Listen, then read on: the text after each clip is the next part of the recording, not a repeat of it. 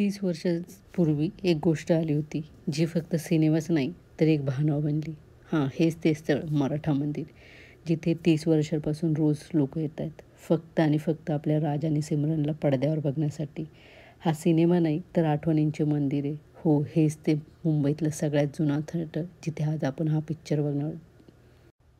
या आयकॉनिक थिएटरमधला हा बाल्कनीचा भाग आहे. अगदी काळ जसं जसं बदलत गेला ना, तसतशा इकडच्या भावना आणखीन तशाच ताज्या राहिल्या. आजही हे थिएटर पहिलं जसं होतं ना, तसंच आहे.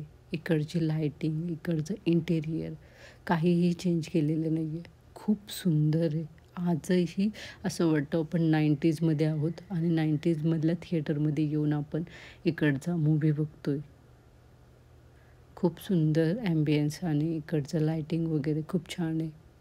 हे बाल्कनीतून आपण बाल्कनी एरियातून एंटर करतो. हे काही त्यांचे त्या थिएटरला मिळालेले प्राईज आहेत, मेडल्स आहेत. ते त्यांनी इथे मस्त शोकेस करून ठेवलेले आहेत. हा बाल्कनीचा बाहेरचा एरिया आहे. बघा पॅसेज केवढा मोठा आहे. आणि हा कॉर्नरला त्यांचा कॅन्टीन एरिया, जिथे तुम्हाला चहा, कॉफी, पॉपकॉर्न भेटतात. आणि इथून तुम्ही तिकीट दाखवून आतमध्ये एंटर करता. आतमध्ये लाईट नव्हती, त्याच्यामुळे मी तुम्हाला इंटिरियर दाखवू शकत नव्हतं. पण आजही ॲज इट इज त्यांनी ठेवलेलं आहे. खूप छान आहे. चेअर्स अजिबात बदललेल्या नाहीत, आहेत अशाच आहेत जुन्या. आणि हीच ती यशराज बॅनरची फिल्म, जी 30 वर्षानंतरही लोकांच्या हृदयावर तितकंच राज्य करते जसं 30 वर्षांपूर्वी केलेलं. Dilwale Dulhania Le Jayenge. Awesome music, awesome story, awesome character, everything is awesome, awesome, just awesome. ही सुरुवातच किती आयकॉनिक आहे ना. इथूनच सुरुवात होतो DDLJची जर्नी. एक इमोशनल बाप, एक भारतीय कुटुंब आणि पुढे जगभरात फेमस झालेला डायलॉग, जा सिमरन जा, जी ले अपनी जिंदगी, याच पात्रातून जन्म होतो.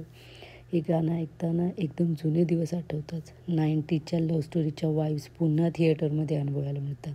सगळे शांत स्क्रीनकडे बघत असतात. जणू काळच थांबलाय असं वाटत होतं. आणि काजोलची ही पहिली नजर आजही घायल करत होती सगळ्यांना तितकीच. ती इनोसन्स, तिची ती स्टाईल, एनर्जी, सगळं काही तसंच वाटत होतं. ऐसा पहिली बार हुआ है, या डायलॉगला ना तिची एंट्री एकदम परफेक्ट होती. आणि आता आला आपला राज. शाहरुख खानची एंट्री झाली ना, थिएटरचा माहोलच बदलला. टाळ्या आणि शिट्ट्यांच्या आवाजात थिएटर एकदम घुमू लागलं. त्याचा तो चार्म, त्याची ती स्माईल आणि त्याची ती एनर्जी आजही एव्हरग्रीन आहे. ती मूमेंट पाहताना ना खरंच अंगावर काटा येत होता. काय तो थिएटरचा माहोल झाला होता, काय सांगू तुम्हाला. DDLJ ही फिल्म नाही, ही प्रेम, कुटुंब आणि संस्कारांची जर्नी आहे. 30 वर्षानंतरही हा मूव्ही मराठा मंदिरमध्ये तितक्याच उत्साहाने चालतो आणि लोक ते पाहायला येतात. हेच तिच्या प्रेमकथेचे खरे यश आहे. मला हा एक्सपिरियन्स खूप खासच वाटला. तुम्हाला हा व्हिडिओ कसा वाटला कमेंट करून नक्की कळवा. व्हिडिओ आवडला असेल तर शेअर आणि लाईक नक्की करा आणि चॅनलला सबस्क्राईब करा. मी सुची आज DDLJचा 30 वर्षाचा अनुभव घेत आहे, तो पण थेट मराठा मंदिरमध्ये. लवकरच भेटूयात आपल्या नवीन व्हिडिओमध्ये. तोपर्यंत स्वस्त राहा, मस्त खा आणि लाईफ एन्जॉय करा. परत नाही आहे, भेटूयात आपल्या नवीन ब्लॉग्समध्ये, सुची 20मध्ये. थँक्यू.